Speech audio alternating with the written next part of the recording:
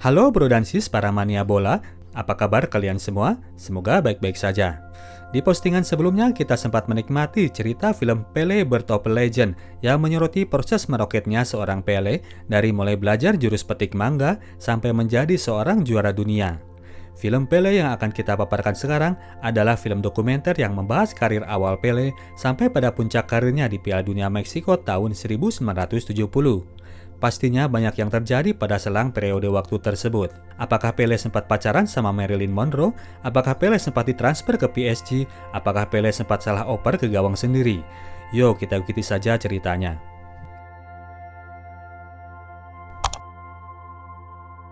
Seperti yang pernah kita simak sebelumnya, Pele ini lahir dengan mewarisi bakat main bola dari sang ayah, yang juga mantan pemain sepak bola, yaitu Dodinho.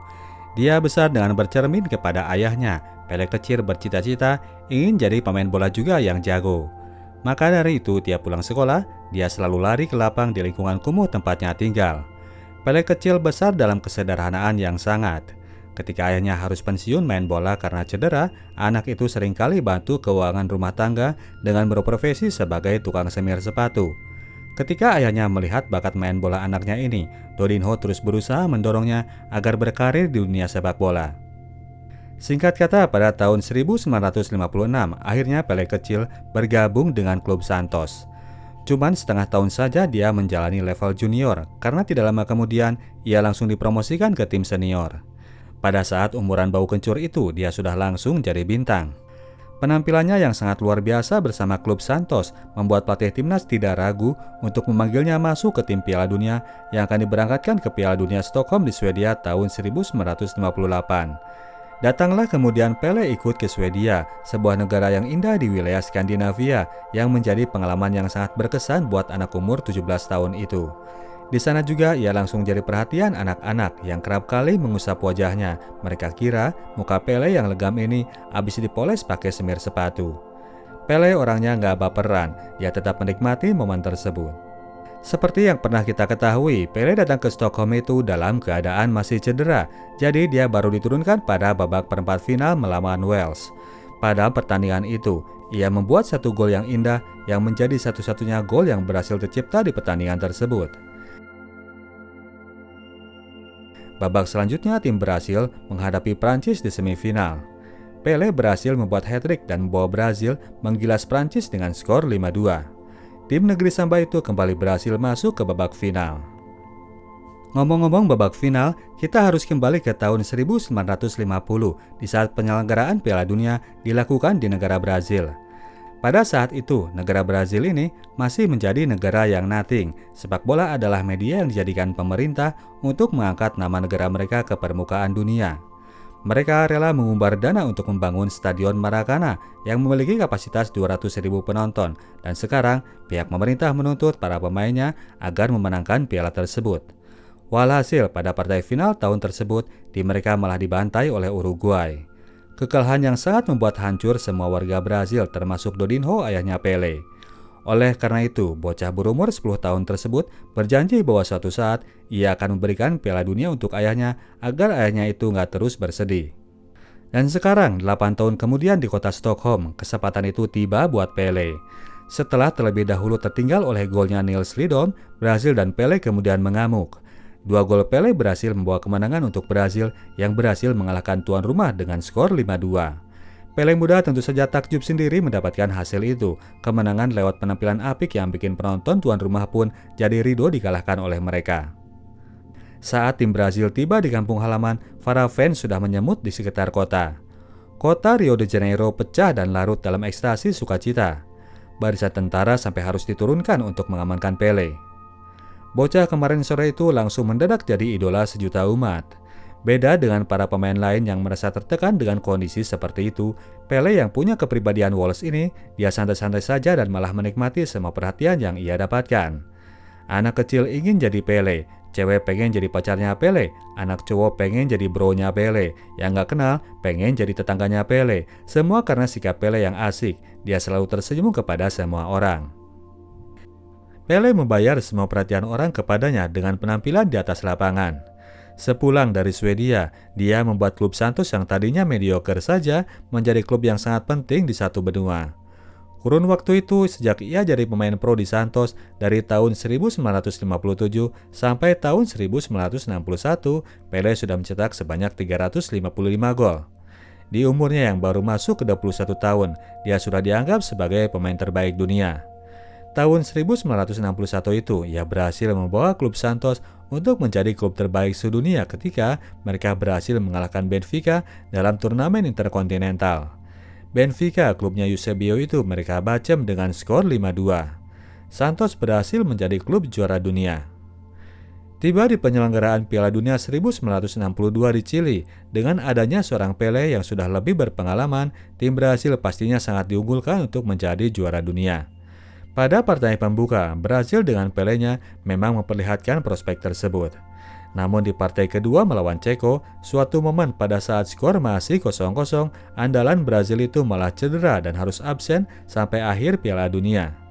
Penggantinya langsung dikirim dari Brasil, namanya adalah Amarildo, seorang striker yang belum begitu pengalaman. Namun berkat support dari Pelé, pemain muda ini mampu untuk bertaji.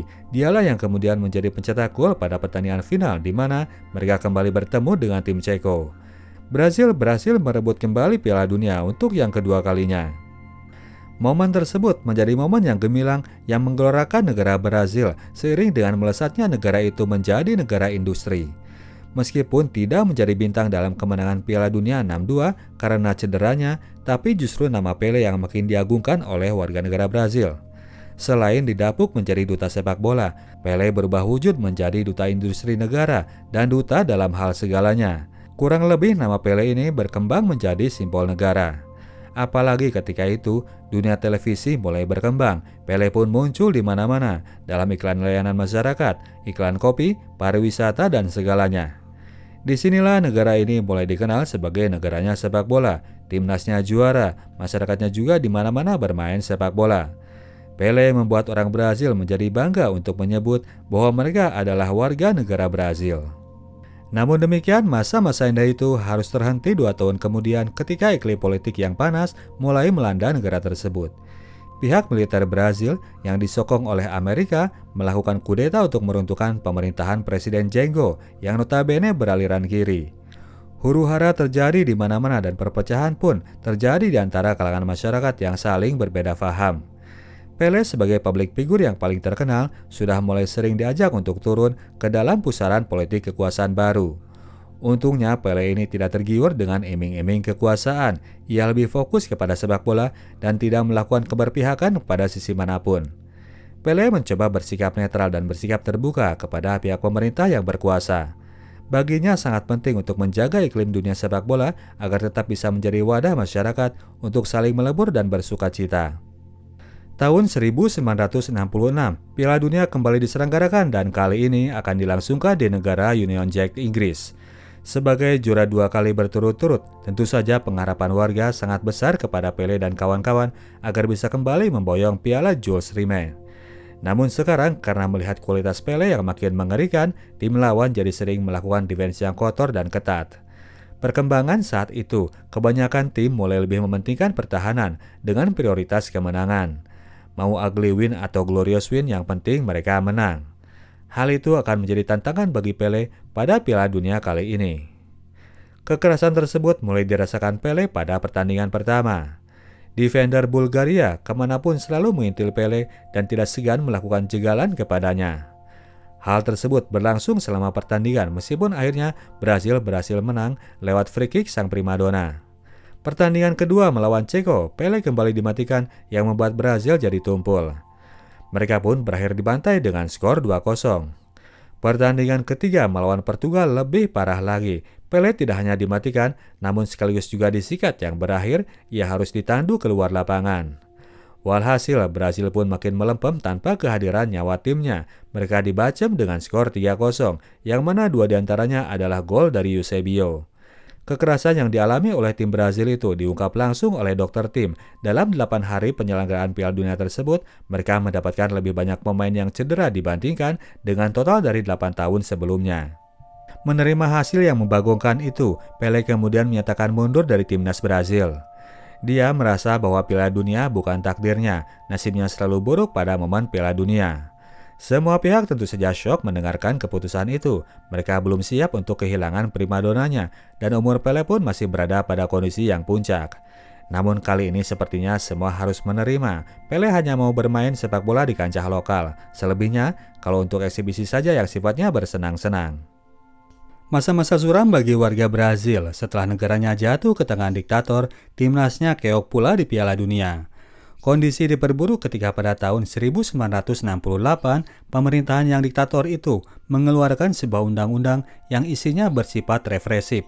Warga makin dikekang dengan akses berpendapat yang makin dibatasi. Siapa-siapa yang melanggar harus mendapat siksaan dari penguasa. Rakyat Brazil pun melakukan demonstrasi dan para aparat makin sewenang-wenang menganiaya warganya. Pada masa ini banyak orang yang ujuk-ujuk ditangkap dan kemudian menghilang tanpa jejak. Semuanya terjadi pada masa pemerintahan sang diktator yang paling kejam, Jenderal Medici. Jenderal yang kejam ini asik saja mendengarkan siaran langsung sepak bola ketika penculikan dan penyiksaan sedang terjadi di luar sana. Bagi Pele sendiri, dia dan pemain sepak bola lain memang tidak mengalami gangguan langsung. Namun tetap saja mereka merasa khawatir. Pada momen itu mereka sampai tidak berani keluar malam. Begitu hari gelap, mereka memutuskan untuk ngerem diri saja di dalam rumah. Pada periode berat itu, kehadiran Pele sebagai sosok pahlawan makin berarti bagi warga Brasil yang sedang tertekan. Hari pertandingan adalah waktunya mereka untuk bisa meluapkan kegelisahan lewat pertandingan sepak bola yang begitu mereka cintai. Penonton pun berhamburan ke dalam lapangan. Begitu sang idola mencetak gol, untung saja insiden yang tidak diinginkan tidak pernah terjadi. 19 November 1969, pertandingan yang bersejarah berlangsung antara Santos melawan Vasco da Gama. Pada pertandingan ini, Pele berkesempatan untuk mencetak sejarah, menjadi satu-satunya pemain bola yang berhasil mencetak 1000 gol. Pertandingan pun berlangsung dan sampai 14 menit waktu pertandingan bersisa, Pele belum berhasil mencetak gol sampai akhirnya ia pun dilanggar di dalam kotak penalti. Siapa lagi yang ditunjuk untuk menendangnya selain dari sang bintang? Saat hendak ngambil penalti, Pele dibiarkan sendiri dan pemain lain diam di tengah lapangan.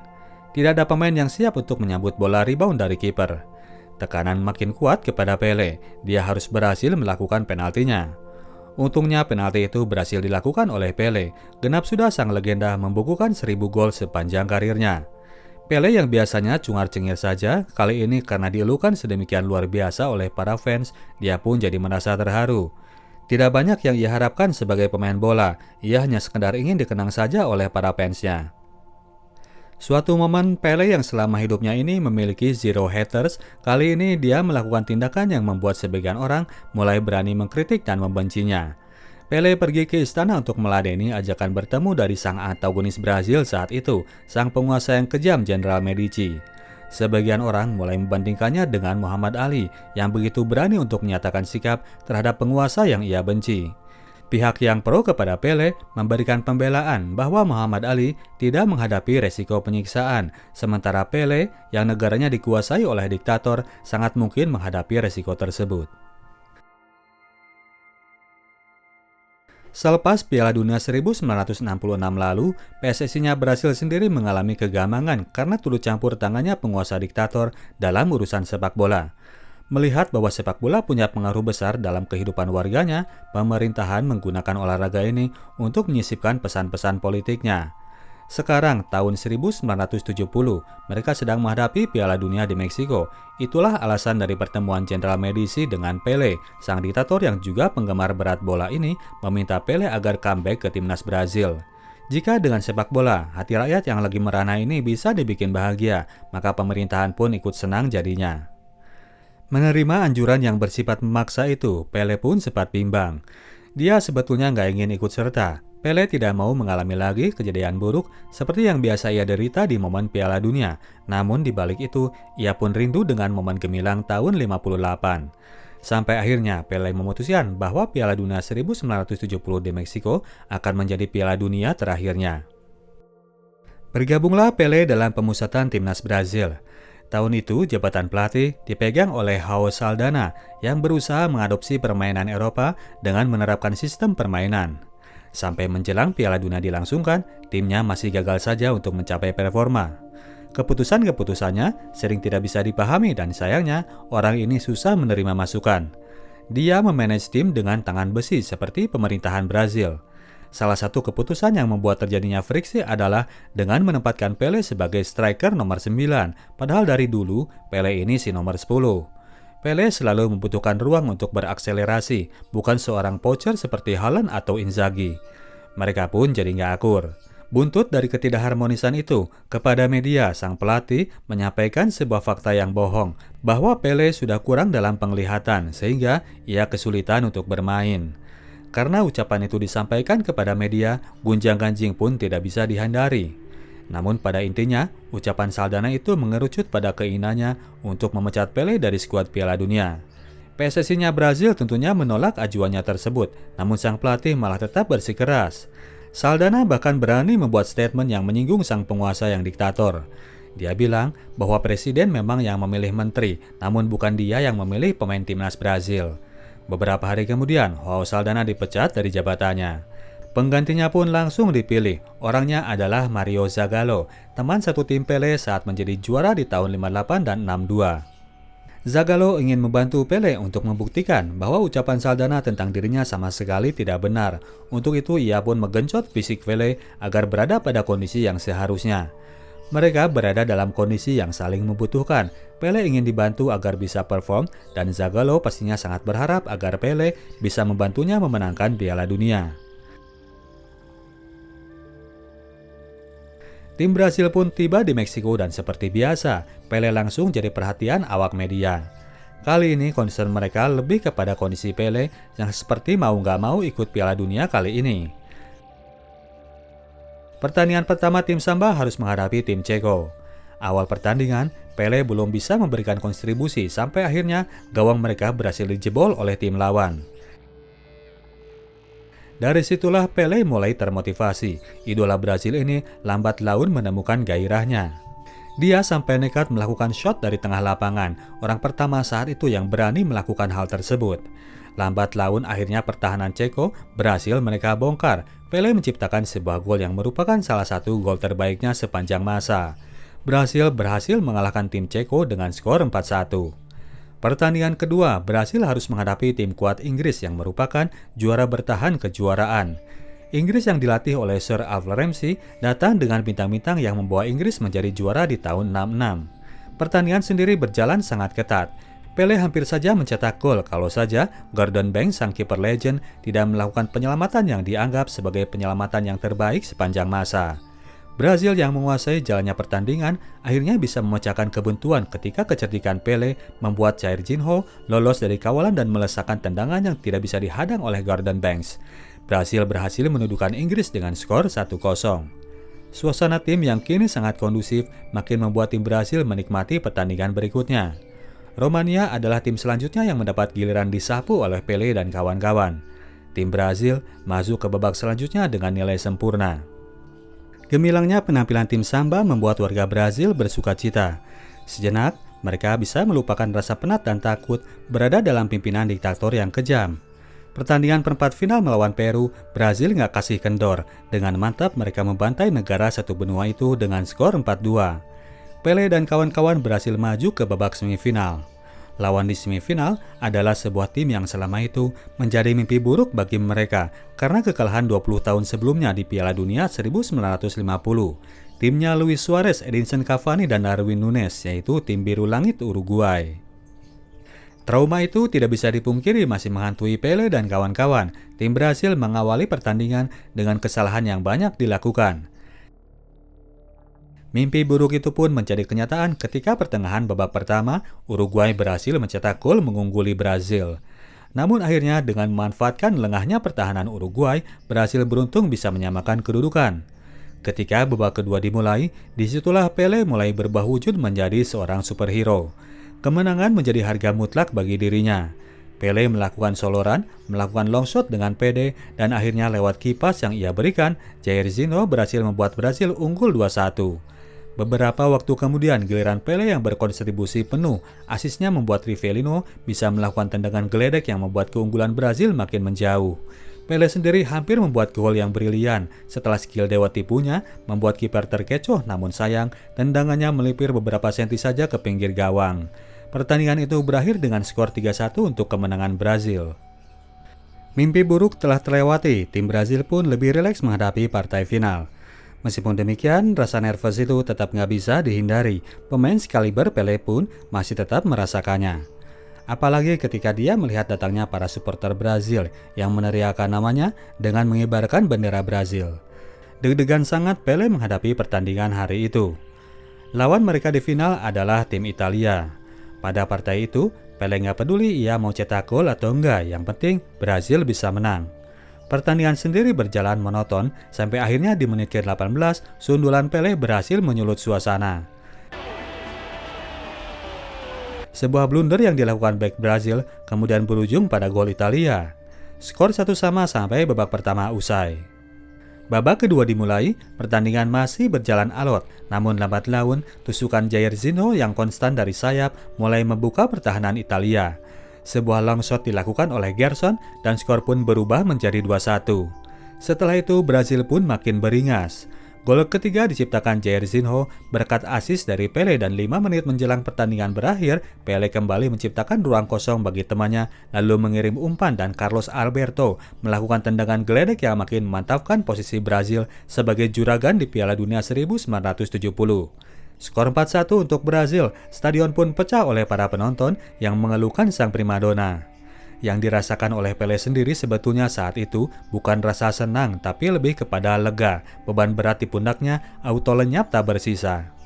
Stadion Azteca Meksiko begitu ambyar dengan suasana riuh penonton yang mengeluhkan nama Pele. Di negaranya sendiri, keriuhan itu lebih menjadi-jadi. Semua rakyat turun ke jalanan, mereka berpesta semalaman. Kemenangan di tahun 1970 ini begitu membawa kesegaran bagi kehidupan warga Brazil yang sedang tertekan. Pemerintahan sendiri tentu saja langsung maju ke depan untuk menggaung-gaungkan kejayaan tahun itu sebagai bukti dari andil mereka. Presiden Medici mengacungkan piala Jules Rimet di hadapan warga. Namun demikian, sekencang apapun diktator kejam itu mau mengklaim kemenangan tersebut, warga Brazil tahu bahwa kemenangan itu bukan milik Medici. Kemenangan tahun itu adalah kemenangan dari seorang Pele, legenda dan pahlawan rakyat Brazil sepanjang masa. Pele melakukan pertandingan perpisahannya dengan timnas Brazil pada tahun 1971. 3 tahun kemudian, ia melakukan tanding perpisahan dengan klub Santos untuk kemudian mengakhiri karirnya menjadi duta sepak bola di negara Paman Sam dengan bergabung dengan klub New York Cosmos. Sampai sekarang Pele masih jadi satu-satunya pemain yang berhasil merebut 3 kali juara dunia. Oke, demikianlah ceritanya Bro dan Sis. Kita tim Sinotalk cabut dulu. Sampai jumpa di video kita selanjutnya. Ciao.